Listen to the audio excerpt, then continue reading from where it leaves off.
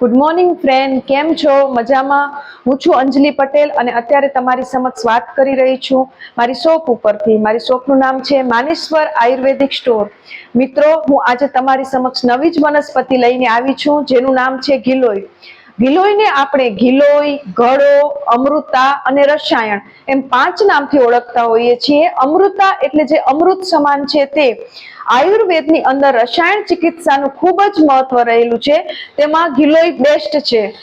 આપણા શરીરની અંદર જો વાત, પિત્ત અને કફ 3 દોષનું જો બેલેન્સ બગડી ગયું હોય અને તમે તેને સુધારવા માંગતા હોય તો ગિલોય ચૂર્ણ બેસ્ટ બતાવવામાં આવેલું છે.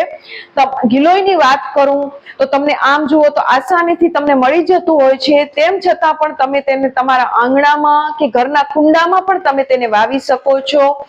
રસાયણ ચિકિત્સાની અંદર ગિલોયને ઉત્તમ માનવામાં આવેલું છે. ગિલોય આપણને ઉત્તમ ધારણા માટે, ઉત્તમ યાદશક્તિ માટે, શરીરની એનર્જી વધારવા માટે, સ્વસ્થ અને લાંબુ જીવન જીવવા માટે ગિલોય ખૂબ જ ઉપયોગી છે. તેવી જ રીતના સ્કિનના પ્રોબ્લેમ માટે અને આજની આ ભાગદોડ ભરી લાઈફની અંદર સ્ટ્રેસ માટે પણ ગિલોય ખૂબ જ ઉપયોગી છે. ગિલોયને ચક્રદત્ત નામના ગ્રંથની અંદર 5 પદ્ધતિથી ગિલોય લેવાની રીત બતાવવામાં આવેલી છે. ગિલોયને ફર્સ્ટ કહીએ તો ગિલોય અડધી ચમચી ગિલોય ચૂર્ણ, એની સાથે જો તમે ઘી મિક્સ કરીને લો તો વાયુ દોષ દૂર કરે છે. તેવી જ રીતના ખડી સાકરની સાથે ગિલોય ચૂર્ણ મિક્સ કરીને લો તો પિત્ત દોષ દૂર થાય છે. અને મધ સાથે ગિલોય ચૂર્ણ લો તો કફ દોષ દૂર થાય છે. અને પેટ માટે જો તમને કબજિયાત અને પેટની તકલીફ દૂર કરવા માટે ગિલોયને ગોળ સાથે લેવું જરૂરી છે.